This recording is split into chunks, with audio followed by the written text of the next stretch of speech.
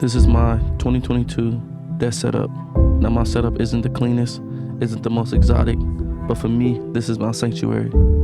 So let's get to it.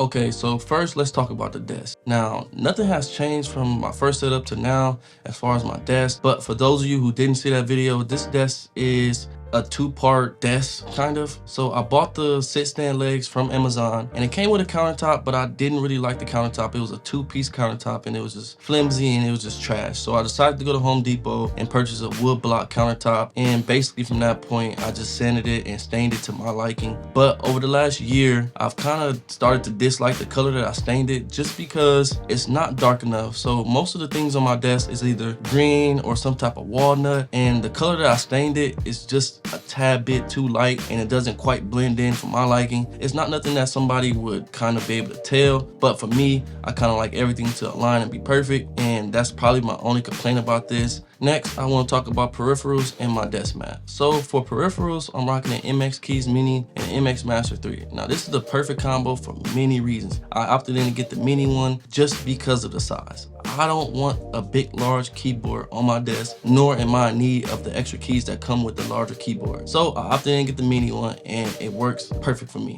So with this keyboard, you can swap between 3 devices at the same time, which was a big W for me considering I do game. I also work from my MacBook, and from time to time, I will do work from my iPad. So having a device that allows me to swap between all 3 with no issues is probably the most appreciated thing to me about the MX Keys. As far as the MX Master 3, this is probably the most loved mouse across techies and creators. This mouse can also be connected to 3 devices just like the keyboard. And ergonomically, this mouse is built to fit in your hand and feel like it's not even there. It also has multiple buttons on it that can be mapped to anything of your liking, which in hindsight quickens your workflow and allows you to not ever have to remove your hand off the mouse and keyboard when editing photos or videos.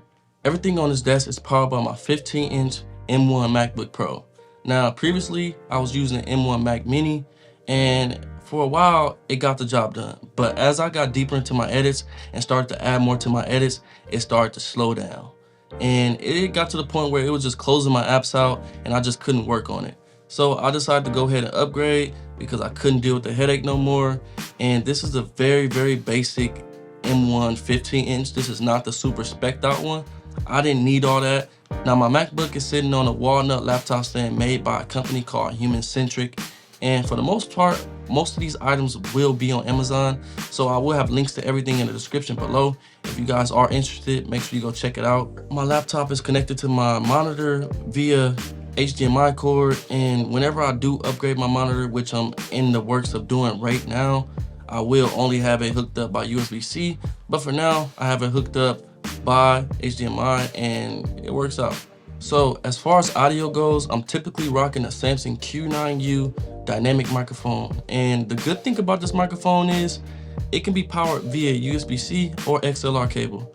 Personally, I use USB-C just because it's the most accessible and easiest thing for me to use. Now, I don't use this microphone for videos like this. I don't even know how, but while I'm gaming and or making voiceover for videos, that is my go-to mic. And as far as I'm concerned, as long as I'm close enough, the USB-C does produce enough power and the quality is high enough to the point where I can't really tell the difference from an XLR or USB-C. Because I'm not a sound junkie, I'm still using my Beat Solos from 2 years ago.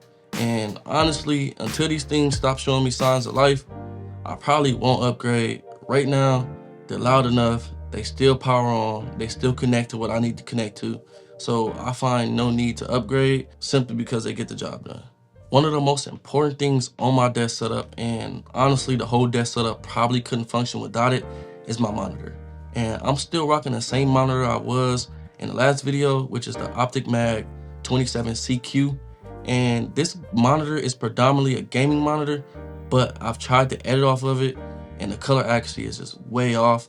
So as of right now, I'm currently in the market looking for a brand new monitor that's really color accurate.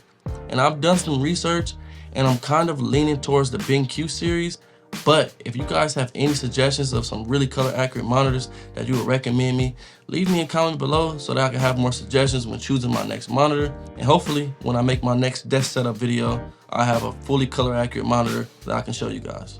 So something that I did change was my desk chair. Now, originally I had a chair from Walmart and it wasn't bad, but it definitely wasn't the most comfortable. So I went on Amazon and just picked the ergo chair that looked kind of similar to the expensive ones that other creators have. And this thing is by far way more comfortable than the Walmart one. And the only complaint that I can really say about this chair is that when I sit in the chair, certain fabric get caught on the chair and I gotta vacuum it up. But other than that, I have no complaints with it. As far as decor goes, I only keep about 4 things on my desk. I keep this plant, I keep my 35mm, my controller, and this practical lamp that I got from IKEA. Now, all these items do serve some type of functional purpose within my desk, but for the most part, 85% of the time, they just sit there for the look. And that's gonna sum up my 2022 desk setup. If you guys enjoyed this video, make sure you leave a like, comment, and subscribe to the page. There will be more content coming soon, and you guys have a blessed rest of the year. Peace.